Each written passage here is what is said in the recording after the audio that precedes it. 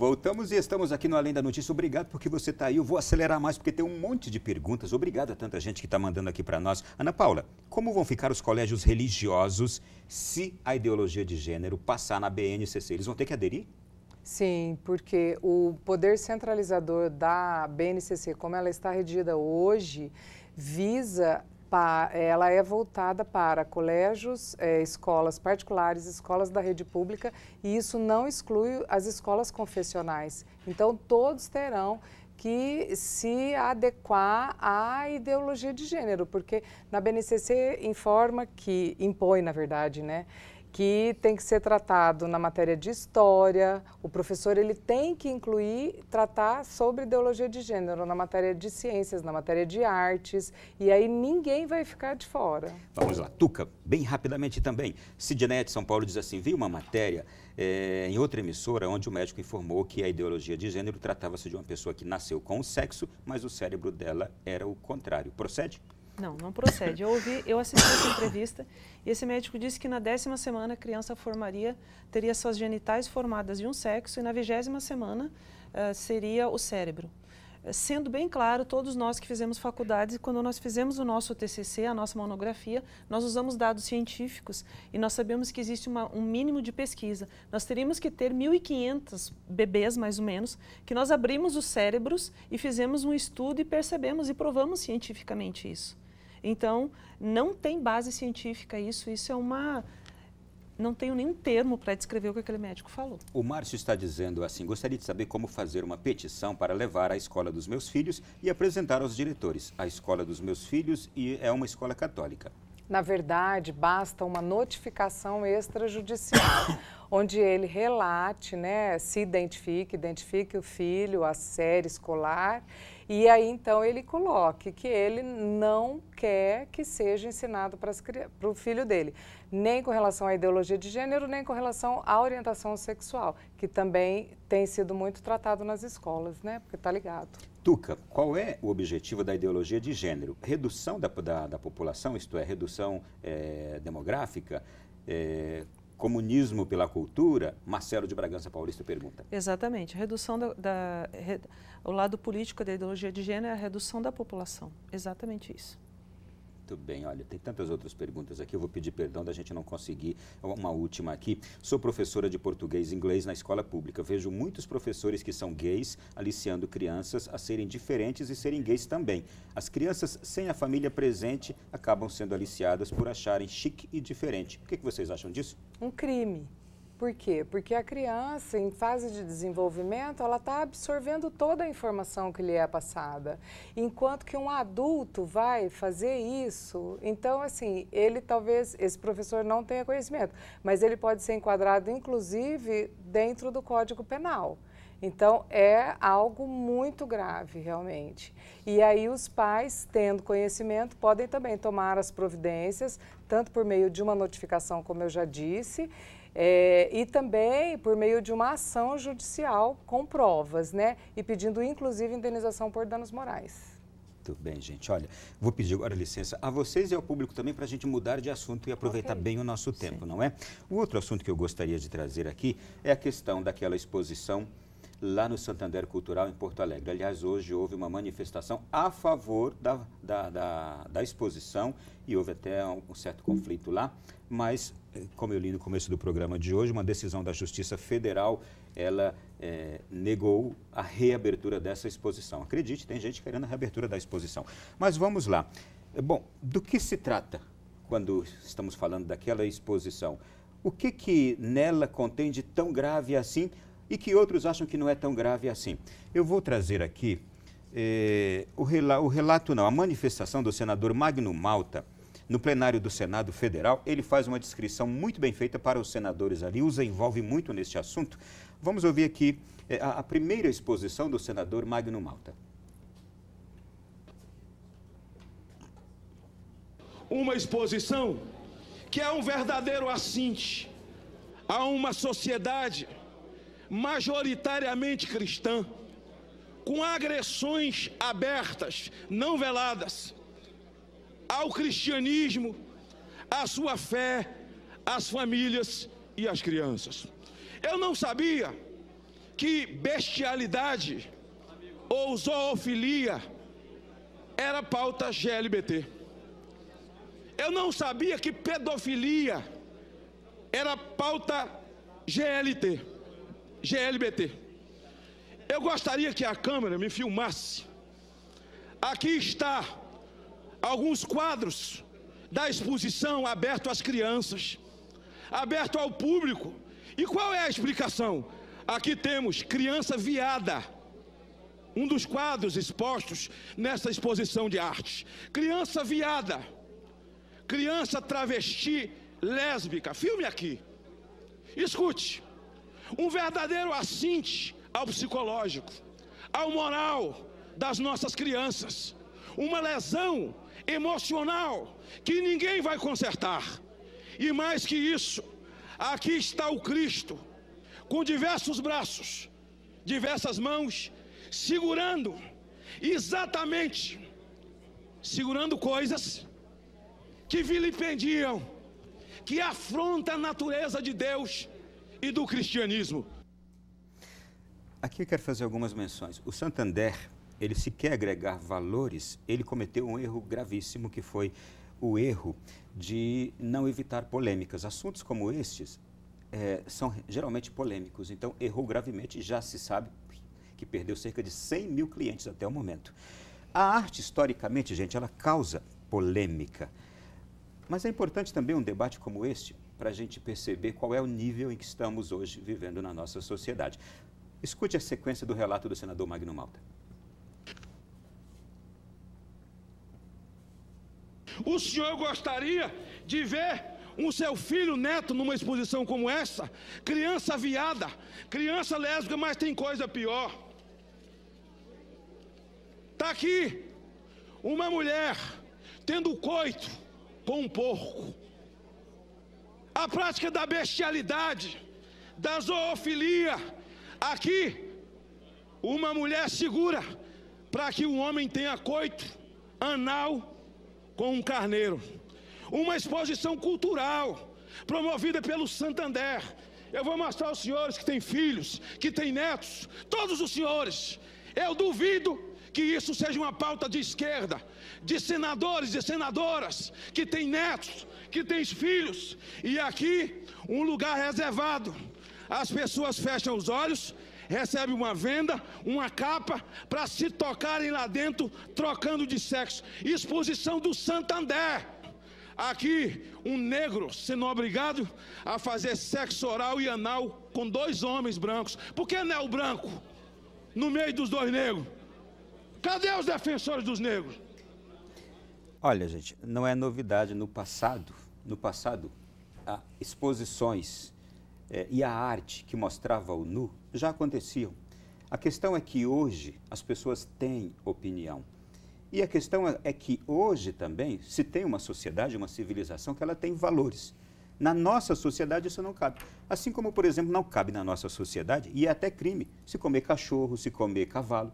Mas lá na China isso é permitido. Eu entendo também que há museus no mundo, o Museu do Louvre, os museus na Grécia, o próprio Museu do Vaticano, eles expõem o nu.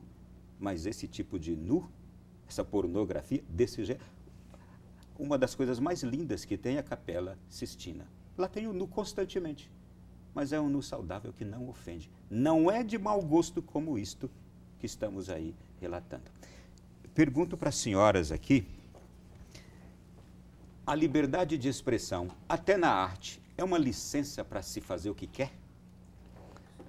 A questão da liberdade de expressão, ela é um pouco delicada também de tratarmos. E considerando esse tema que foi abordado, não se trata, a meu ver, de liberdade de expressão. Por que não?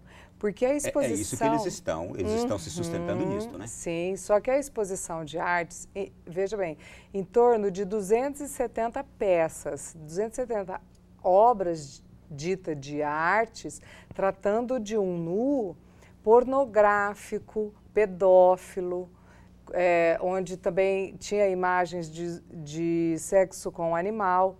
E a proposta dessa exposição, ela era voltada para crianças em idade escolar. E crianças chegaram a ver, inclusive. Sim, várias crianças. Ela começou crianças. em agosto. Sim. Só foi interrompida agora. Exatamente. E só foi interrompida em função desse alvoroço todo, das denúncias e da indignação da população. Mas o mais grave, a meu ver, é que essa exposição tenha sido voltada para crianças em idade escolar. Então, isso fere toda a legislação e de fato, assim, um crime. A liberdade de expressão, eu convido as pessoas que estão nos assistindo a pensar sobre isso.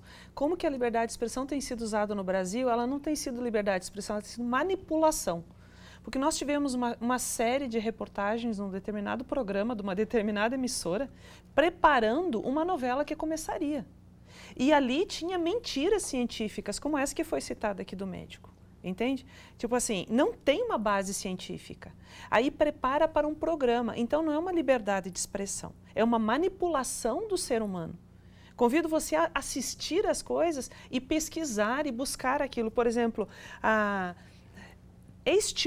foi estimulado a pessoa a ser transgênero, a troca de sexo. O que diz aqui Alexandre Saed, coordenador do ambulatório de transtorno de identidade de gênero e orientação sexual do Hospital das Clínicas em São Paulo. Forçar 100% uma situação de gênero neutro é irreal. Isso pode causar o efeito completamente contrário e gerar um adolescente e um adulto muito confuso que culpa os pais por isso.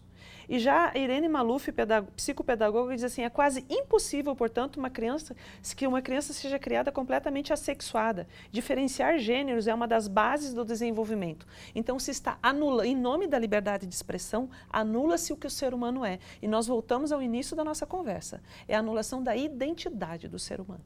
Eu vou pedir ao padre José Eduardo, ele continua conosco, né, padre?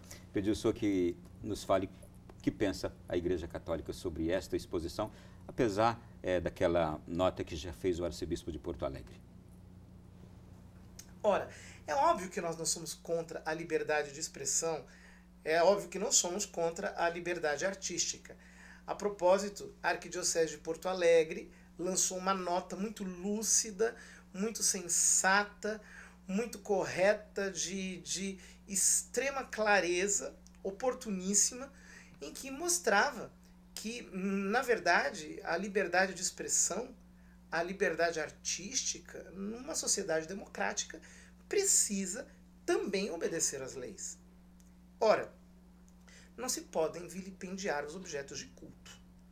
Tomar uma hóstia e escrever sobre ela a palavra vagina e a palavra língua, tomando o ato de comungar, que para nós fiéis católicos é o mais sacrossanto de todos, como uma analogia em relação ao sexo oral, é um desrespeito. É um vilipêndio a um objeto de culto que é maximamente adorado pelos fiéis cristãos do Brasil inteiro, além de outras imagens sacras apresentadas da maneira mais desrespeitosa. Ademais, representação de atos sexuais com menores ou até com animais, com desculpa artística. Desculpem, mas é de muito mau gosto. Além de tudo, é um desrespeito não apenas à moral da sociedade, mas às nossas leis, às instituições que protegem os menores, que protegem os animais e que protegem também a liberdade religiosa de todas as crenças, independentemente de quais forem. Um grande abraço e Deus abençoe a todos.